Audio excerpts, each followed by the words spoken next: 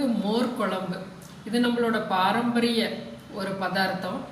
அப்போல்லாம் கூட்டு குடும்பங்களில் நிறைய குவான்டிட்டியும் வரணும், டேஸ்ட்டும் குறைச்சல் இல்லாமல் இருக்கணும். அப்படிங்கும்போது நம்மளோட கொல்லைப்புறங்களே காய்ச்ச காய்கள், நீர் பூசணிக்காய், வெண்டைக்காய், கத்திரிக்காய், இது போல் காய்களை போட்டு நம்ம இந்த மோர் குழம்பு செய்யலாம். பருப்பு உருண்டை குழம்புன்னு நம்ம செய்கிறோம், அந்த பருப்பு உருண்டை ஆவியில் வேக வச்சு போடுறோம் இல்லையா, அதை கூட இந்த மோர் குழம்புல நீங்கள் சேர்த்து செய்யலாம்.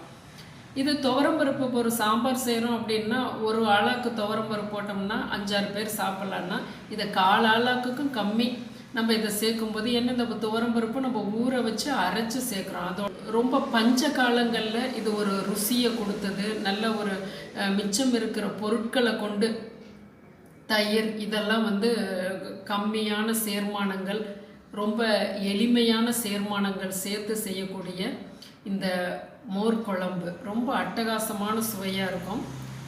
நீர் பூசணிக்காய் எடுத்திருக்கோம். நல்லா தொட்டு பார்த்தோன்னா கெட்டியாக இருக்கணும். இந்த இடம் நல்லா தோலை எடுத்துகிட்டு இது போல் துண்டங்களை கட் பண்ணிக்கிறோம். இது ஒரு 300 கிராம் இருக்கும். குக்கரில் ஒரு 1/2 டம்ளர் தண்ணி போட்டு இந்த துண்டங்களை சேர்த்துக்கிறோம். கொஞ்சமாக உப்பு போட்டு 40% ஃப்ளேமில் 2 விசில் விட்டு எடுத்துருங்க. நல்லா கல்கண்டு போல் வெந்து வந்துடும். 1 மணி நேரமாக 1 டேபிள் ஸ்பூன் துவரம்பருப்பும் 1/2 டேபிள் ஸ்பூன் பச்சரிசியும் ஊற வச்சு வச்சுருக்கோம். அந்த ஊறின தண்ணியே போட்டு ஜாரில் சேர்த்துக்கலாம். இது 5 பேர் சாப்பிட்லாம்.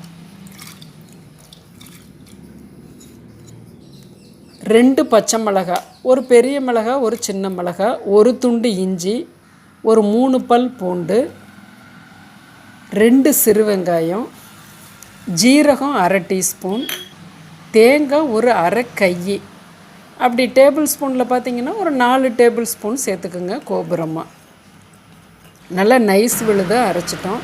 தயிர் 100 கிராம், ஓரளவுக்கு புளிச்ச தயிர். இதுதான் நீங்கள் ரொம்ப அண்டர்லைன் பண்ணணும். புளிக்காமையும் இருக்கக்கூடாது, ரொம்ப பொடப்பொடன்னு புளிச்சு வந்துடக்கூடாது.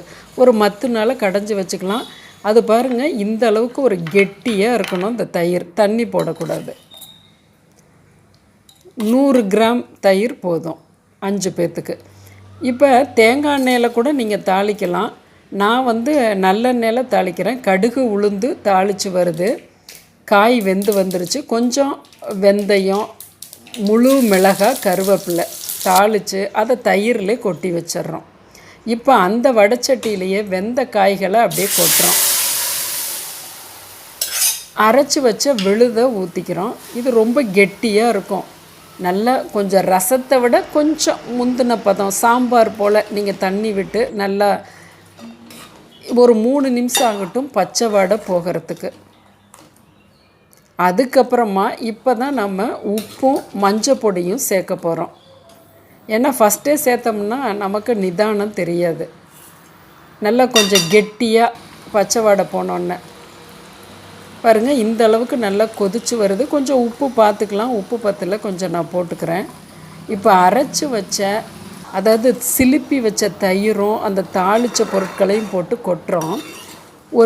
அதாவது நல்லா கலக்கி கொடுத்தோன்னா அங்கங்கே பபுள் வரும் பாருங்கள். க்ளோஸ்அப்பில் காமிக்கிறேன். இப்போ நம்ம சுவிட்ச் ஆஃப் பண்ணிடணும். உடனே சர்விங் பவுலுக்கு மாற்றிக்கலாம். மல்லித்தலை சேர்த்துக்கலாம். நல்லா சுடு சாதத்தில் பிசைஞ்சு சாப்பிட ரொம்ப அட்டகாசமாக இருக்கும்.